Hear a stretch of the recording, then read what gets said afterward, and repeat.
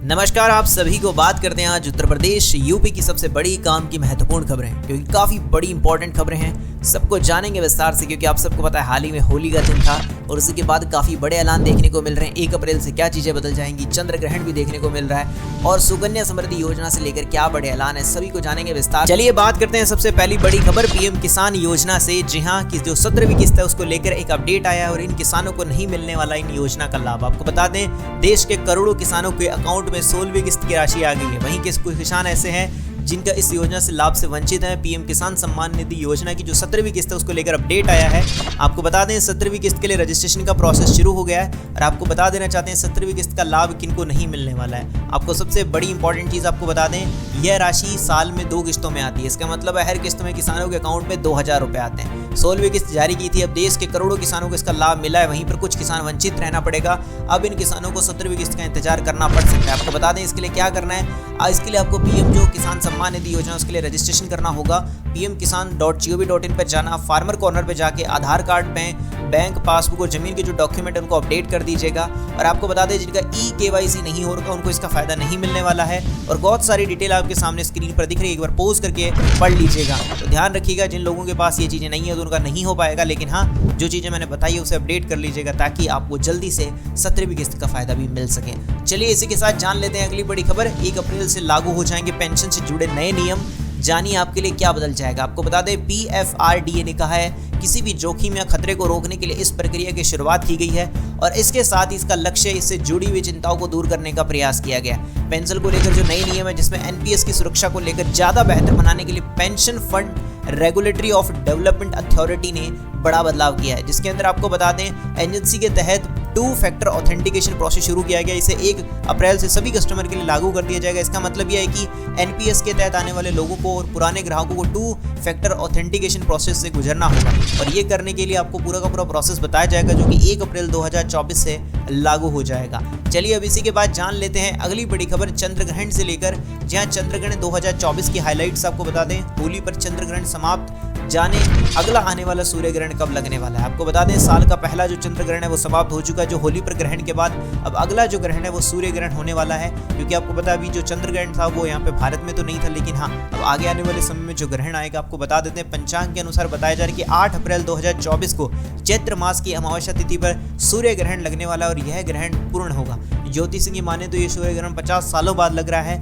और इसके लिए जो लड़ रही है लगभग 7 मिनट के लिए सूर्य दिखाई नहीं देगा। अमेरिका में इसका प्रभाव अधिक बताया जा रहा है। चलिए इसी के साथ जान लेते हैं अगली बड़ी खबर PPF सुकन्या समृद्धि योजना के लिए। जी हाँ, 31 मार्च तक निपटा लीजिए ये काम वरना आपको नुकसान हो जाएगा। आपको बता दें फाइनेंशियल ईयर खत्म होने को है, अब 1 हफ्ते से भी कम का समय रह गया, जिसमें 31 मार्च को फाइनेंशियल ईयर से जुड़े कई कामों की डेडलाइन खत्म हो रही है। अगर आपने साल खत्म होने से पहले काम नहीं किए तो आपका नुकसान हो सकता है। यहाँ हम आपको बता दें ऐसे जरूरी काम है जिनको आप निपटा लीजिएगा। जैसे होम लोन पर आपको छूट मिलती है तो वो चीजें भी SBI अमृत प्लस स्पेशल जो चीज़ है FD है, मिनिमम इन्वेस्टमेंट डेडलाइन भी है, साथ ही साथ में फास्टैग को लेकर भी डेडलाइन है। उसी के लिए IDBI बैंक स्पेशल FD उसके लिए भी डेडलाइन है। नॉमिनी अपडेट करना है तो वो भी आप कर लीजिएगा।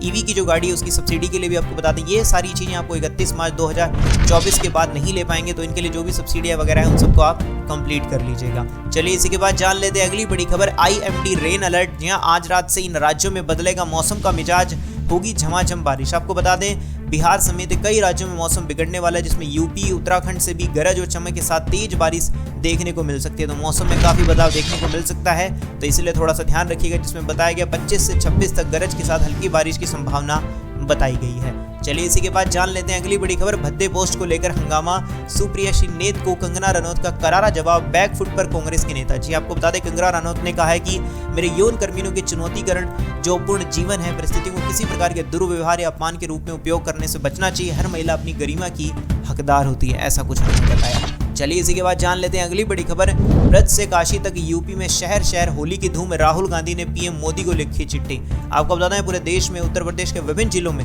होली की धूमधाम से मनाई गई है और आपने भी खूब धूमधाम से मनाई होगी। व्रत से लेकर काशी तक होली की धूमधाम है। CM योगी ने सुबह सुबह गोरखनाथ मंदिर से रुद्र अभिषेक किया। जी हाँ, ये सबसे बड़ी अपडेट देखने को मिल रही है आपकी स्क्रीन पे, आप एक बार देख लीजिएगा। चलिए इसी के बाद जान लेते हैं अगली बड़ी खबर बरेली से काशीपुर के लिए आज से चलने वाली है मेमू। देखें ट्रेन का टाइम और शेड्यूल। जी आपको बता दें 4 साल की मशक्कत के बाद पूर्वोत्तर रेलवे इज्जत नगर रेल मंडल को मेमू ट्रेनों की सौगात दे दी है, जिसमें मेमू ट्रेनों की जो शुरुआत है वो कर दी जाएगी।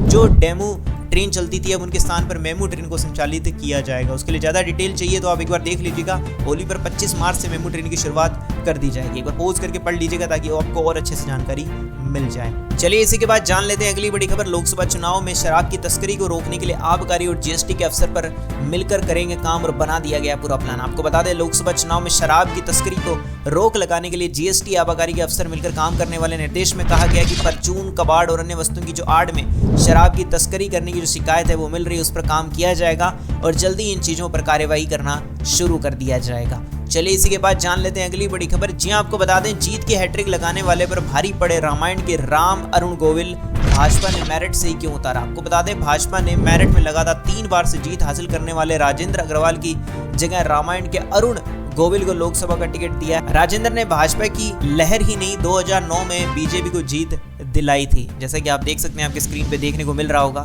जिन्होंने भगवान श्री राम का रोल निभाया था। जी हाँ, अब इसी के बाद बात कर लेते हैं अगली बड़ी खबर। आईपीएल की शुरुआत होते ही चल पड़ा सट्टे का कारोबार।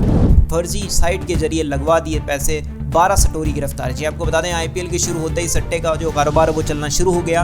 रविवार को लखनऊ पुलिस ने 12 सट्टोरियों को गिरफ्तार किया है। उन पर खुलासा हुआ है सभी फर्जी साइट के जरिए जालसाजी कर रहे थे और पैसा हड़प रहे थे, जिसमें काफ़ी सारी वेबसाइट आपको देखने को मिल सकती है। स्क्रीन पे आप देख लीजिएगा, जिसमें उनके पास 10 लाख रुपए, लैपटॉप और 45 फोन बरामद किए गए।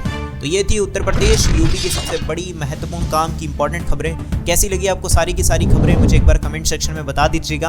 और हाँ, इस वीडियो को लाइक नहीं किया तो लाइक कर दीजिएगा। चैनल सब्सक्राइब नहीं रखा तो सब्सक्राइब करके घंटी के निशान को दबाना मत भूलिएगा। मिलूंगा ऐसी अच्छी और वीडियो के साथ, तब तक के लिए जय श्री राम, जय हिंद, वंदे मातरम।